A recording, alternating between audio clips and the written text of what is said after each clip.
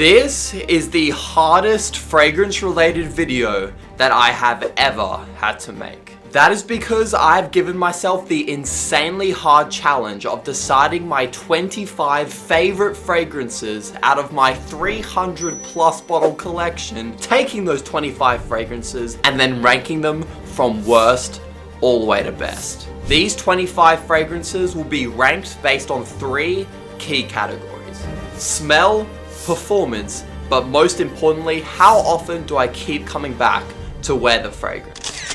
Up first at the number 25 spot is Louis Vuitton's Symphony. This would be a lot higher if it didn't cost me 900 Australian dollars to buy. But I will say, this is as close as a fragrance can be to being worth it for that absolutely ridiculous price tag. Grapefruit, musky, it's not a listed note, but I swear I get some sort of really sweet peach as well.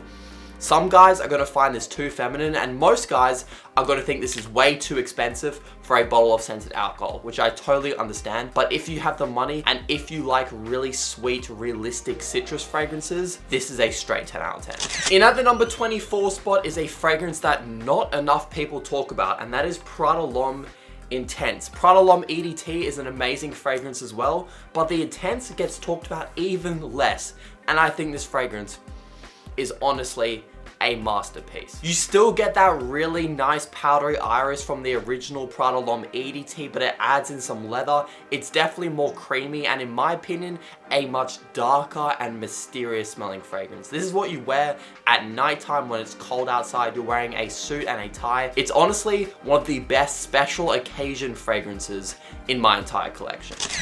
In at the number 23 spot, we have Azzaro, the Most Wanted Parfum. This is one of the most popular designer fragrances of all time. And honestly, for good reason. It's a masculine toffee, caramel, vanilla fragrance. It is just really addictive though. You know how like at 2 in the morning, you'll go and just smell all your fragrances like this? Don't pretend like you don't do it. This is one of the ones you just want to keep coming back to and smelling and wearing more of. It definitely has a really addictive quality to it. Maybe you're clubbing and you want to get attention, a fragrance like this would work perfectly. But also if you want to dress up and go to a fancy occasion too, wearing this fragrance would make you stand out in a great way. It's a very versatile cold weather scent that you can dress up or down. Up next is Replica's Jazz Club, and this is such an interesting fragrance because online I've noticed that this gets a lot of hate. It's an incredibly controversial fragrance. Some people love it, some people hate it. But in the real world, I've noticed that this gets nothing but positive attention and compliments. I remember the first time I smelled this on someone else. He was waiting for a bar, like there was a huge queue, it was a Saturday night. I walked past him and I knew instantly what it was. The scent trail coming off this dude in a non-weird way was absolutely insanely delicious. I talked to him, he was like, yeah, this is Jazz Club. He said he wore like 7 sprays, but I'm telling you, the way this man smelled, I guarantee there is not one person in this world that would say that he smelled bad. But then you go online on like TikTok comment sections and it seems like every other person thinks this smells terrible. Don't listen to them. This is an amazing fragrance. Xerjoff Quattro Pizzi. We need to talk about this one more, and I know the name is weird, but this is a beautiful green, creamy coconut fragrance. Perfectly unisex, in my opinion. It's my mum's favorite fragrance actually in my entire collection. And I think the reason for that is that the main note in this fragrance is tuberose, which I believe is a really unique smelling floral. And if you don't know what tuberose smells like, go and smell this and you will know. I think some of you watching are gonna love it and some of you are gonna find this absolutely revolting, but just trust me, it's not a light and airy coconut. This is very heavy on the skin. This could be a great fragrance for you. I think it's also perfectly versatile. Like there is no season in the year where I think this fragrance works the best. It's just an all year round signature scent. Breaking into the top 20 now, we have Versace Eros Flame. This is a fragrance that I'm aware, not a lot of people would put it nearly this high up. It's not one of the most loved fragrances out there, but it is incredibly nostalgic for me because it was like my 4th ever purchased fragrance. I wore it as my signature scent for about 6 months, and it was just a really good time in my life. This is a citrusy, spicy vanilla fragrance. It smells somewhat similar to the original Eros, but honestly, in my opinion, it's a huge improvement. In terms of price, it's actually a bit cheaper usually. It smells much more unique, and I think the performance is better in terms of both longevity and projection. So if you're looking to upgrade from Eros in 2025, this could be a nice little stepping stone. Most people watching this probably wouldn't expect me to put a $30 fragrance in this top 25 list, but that is exactly what I'm doing, because Latafa Camera Kawa smells much more high quality and expensive than a fragrance that cheap. If, you know, Parfums de Marly came out with this fragrance and priced it at $250, I wouldn't even bat an eye. I don't know how they can make profit selling it for this cheap. I swear to you, this smells like it belongs from a niche brand. This is a sweet, boozy cinnamon fragrance. It's not as sweet as the original Latafa Camera. This Kawa version adds a dark roasted coffee note. It's slightly more spicy. I think this smells more well balanced than the original Camera, and I also find myself wearing this one more. So that's why I put this one in the top 25 and not the original Camera. Omar from School of Scent is one of my favorite YouTube fragrance content creators, and he actually has his own line of fragrances, but this one is so good that it's on my top 25 list. Also, look at that little cat detail on the back. Mr. Maritime is the best mango fragrance I have ever smelled. It's so unique as mango, rhubarb. It's very aquatic, but it also is very rich and dense on the skin. This is at least an extrait concentration. I don't know what percentage fragrance oil this thing is, but it is powerful. It is so rich, doesn't lean overly sweet. So if you like God of Fire, something like that, you might not like this fragrance. It is very different to kind of what's typically coming out on the market these days, which is those super sweet and in-your-face tropical fragrances. This is an ultra realistic aquatic mango, slightly salty scent, and I think Omar did a fantastic job with this fragrance. Making its way to the number 17 spot is Xerjoff Torino 21. This is actually my second bottle of Torino 21. The first bottle I bought was the 50 ml, and I went through that entire bottle. It took me 6 months to rebuy it, and I don't know why I held off for that long, because I've been wearing this thing so much recently. It's really hot right now in Australia, and this fragrance just works perfectly. It's super minty. It kind of smells like really realistically squeezed lemon and mint together. Picture the cocktail mojito. You know the mojito cocktail? Slightly sugary, really citrusy. It kind of smells like you're sipping one of those in like Fiji or something. It's very realistic, citrusy, sweet. Not gonna be for everyone. Definitely not blind buy safe, but it is one of the best summer fragrances in my entire collection. Up next is the first and last Mancera on this list, and that is Amore Cafe. This is one of the best gourmand fragrances in my collection. Gourmand means edible, so when you spray this on, you'll be smelling like a literal snack. The goal of this fragrance is to smell like an affogato, which is a type of dessert where you get vanilla ice cream and then you essentially pour like coffee espresso sauce on top. And yeah, those are the two main notes I get. I literally smell vanilla ice cream and coffee. It is such a perfect combination. And then you also get a little bit of kind of booziness and some cinnamon as well. And it all just comes together to make, in my opinion, a masculine leading gourmand fragrance that is perfect for nights out and the winter time when you want everybody to smell you. This was a successful blind buy for me, but I wouldn't say it's blind buy safe unless you really want a coffee gourmand scent. Then maybe, but I still wouldn't recommend blind buying this. We are now in the top 15, kicking it off with Louis Vuitton's Pacific Chill, and this actually isn't the last Louis Vuitton on this list. There is one more, but this is a very close second place. Apricot, peach, bergamot. It's so citrusy, it's so fruity. It's just a really fun, exciting fragrance to wear for the summer. This just smells like summertime parties in a bottle to me. Louis Vuitton is not known for having great performance with their summer freshies, but this performs really well on my skin. Longevity around 7 hours with moderate projection. I love wearing this when it's hot outside, although I think because it's so sweet, you could get away with wearing this in the winter time as well. Before anyone asks, yes, I do think it is better than Louis Vuitton Imagination. Up next is a fragrance that I do not really wear anymore, but it's always been one of my favorites, and it always is going to have a special place in my heart, and that is Jean Paul Gaultier's Le Male Parfum. I think I'm going to come back to this one once it starts getting colder here in Australia. It's a really nice creamy iris fragrance. It's super sweet. It's very youthful smelling. It's a fantastic fragrance. It gets compliments. It's the best from Jean Paul Gaultier still to this day, in my opinion. Remember how I told you guys that Pacific Chill isn't the only Louis Vuitton? That is because Le Sable's Roses is the best Louis Vuitton fragrance I have ever smelled. It's so masculine, but it's still not obnoxious to wear. I find that those overly masculine scents like Dior Sauvage Elixir, Louis Vuitton Ombre Nomad, they're just too much and too in your face. I think this fragrance gets the oud and the rose combo perfectly right. It also isn't a listed note, but I swear I get some sort of like vanilla or nutmeg creaminess in the base, and it lasts at least 12 hours. It is a beast mode performance. Next is my first ever niche fragrance, and the fact that it is on this top 25 list shows that my 16 or 17-year-old self had pretty good taste, and that is Xerjoff Naxos. I think this is actually my third bottle of this fragrance now, which sounds crazy to say, but I still do think it is one of the best fragrances if you have like a $300 budget that you can buy. A minty, really fresh, uplifting opening, but then when it settles down, you get more of like the honey, tobacco, and the lavender.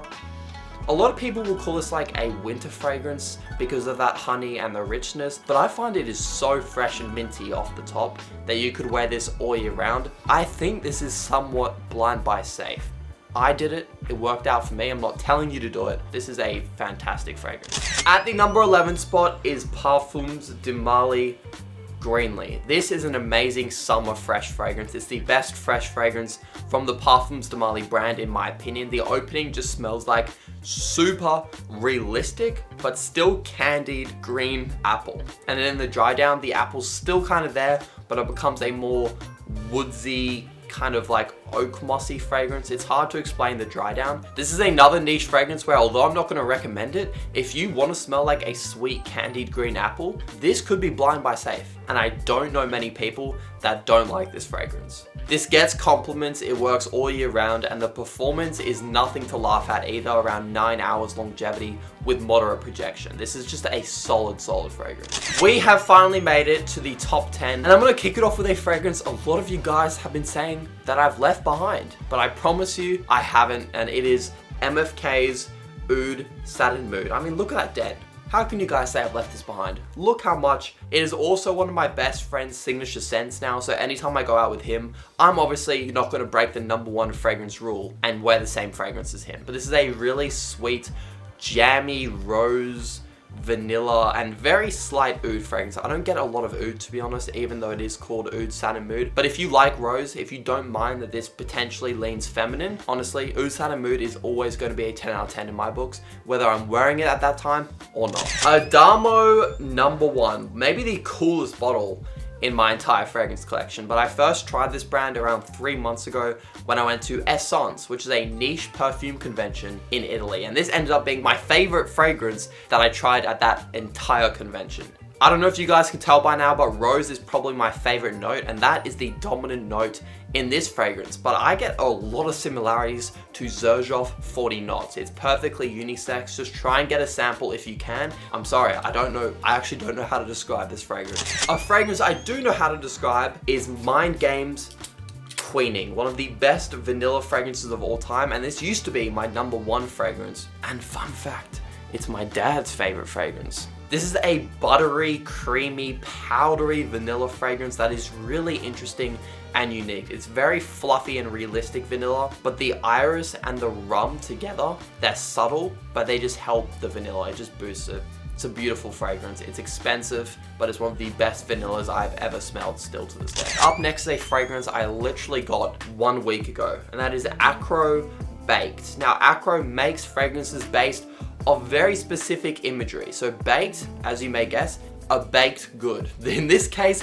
it's a baked lemon meringue pie because I just get straight lemon, citrusiness, vanilla, sexiness. Absolutely crazy performance. If you want a pure gourmand and you really like the smell of sweet, creamy lemon, this is a 10 out of 10. I promise you. Better than Xerjoff Lyra. For all the gourmand people watching that have tried that, I think this is even better. This couldn't be a top ranking list without including my baby Stronger With You intensely. One of the first vanilla heavy fragrances I ever smelled, and I think I've gone through 5 bottles, some due to samples, some due to personal use, but me and this fragrance have been through thick and thin. I wear it at least once a week. Toffee, caramel, vanilla, it's blended to perfection. It's perfectly masculine, but it doesn't give off vibes that you're trying too hard. It just smells insanely good. We have made it to the top 5, and we're starting off with City Rhythm 2654. I own 4 City Rhythm fragrances, and this is my most recent pickup, and I honestly think it's the best. City Rhythm's most popular fragrance that you've probably heard of is City Rhythm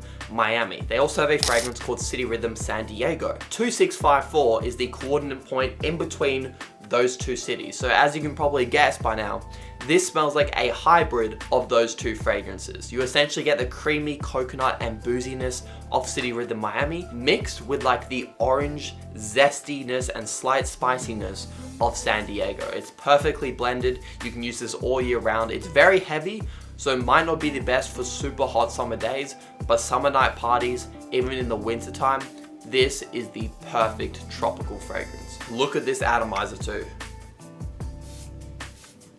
Don't blind buy it, please, but insane. In at the number 4 spot is another vanilla fragrance, but it is Nishani Ani. And this is one where I've only had it for about 2 months. In 6 months, this could be at the number 1 spot. It has that type of potential. I just get fresh, spicy vanilla. It's not a heavy gourmand vanilla, it's just very light. It's very masculine, it's perfectly versatile. I think you could even use this in the summertime, because a lot of vanilla fragrances, you'll spray it and it's very cloying in your face. It's very rich. This just stays so fresh and so light. For any man that wants to come across quite masculine, but they still want to smell like a sexy vanilla baby. I just realized the next 3 fragrances to finish off this list are all vanilla heavy. I think it's safe to say my favorite notes are rose and vanilla, guys.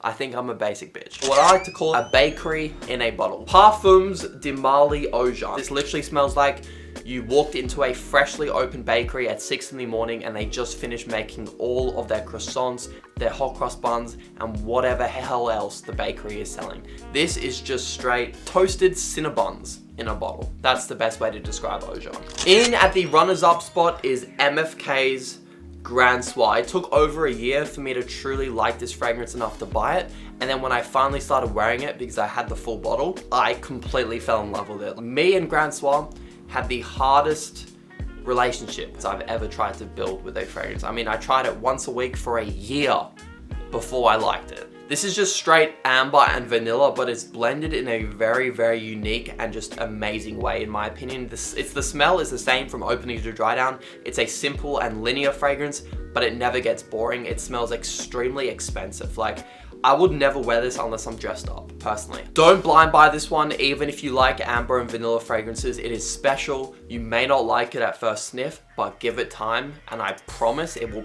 probably grow on you like it did for me. And finally, at the number 1 spot, incoming Mind Games is paying you allegations. Mind Games Prodigy. And I'm not gonna cover the whole, PR, am I getting paid by Mind Games, because I've done it 100 times by now. But I will summarize by saying, yes, this was sent to me for free. 4 Mind Games fragrances have been sent to me for free by the brand. They send them to every influencer. But I've also paid for 3 Mind Games fragrances myself, and I'm in general a huge fan of the brand. I don't know if you can see, this is where the liquid starts and this is where I've gotten to. And I do not sell samples of this fragrance on my store. That is all from personal use in the past 4 months. Mind Games Prodigy is just that guy. Or in this case, just that girl, because this is technically their more feminine leading collection, but it is just too good to care. It is insanely good. This is a rose, vanilla, and cafe latte fragrance. That's right, not a coffee note, a cafe latte fragrance. And that is what this smells like.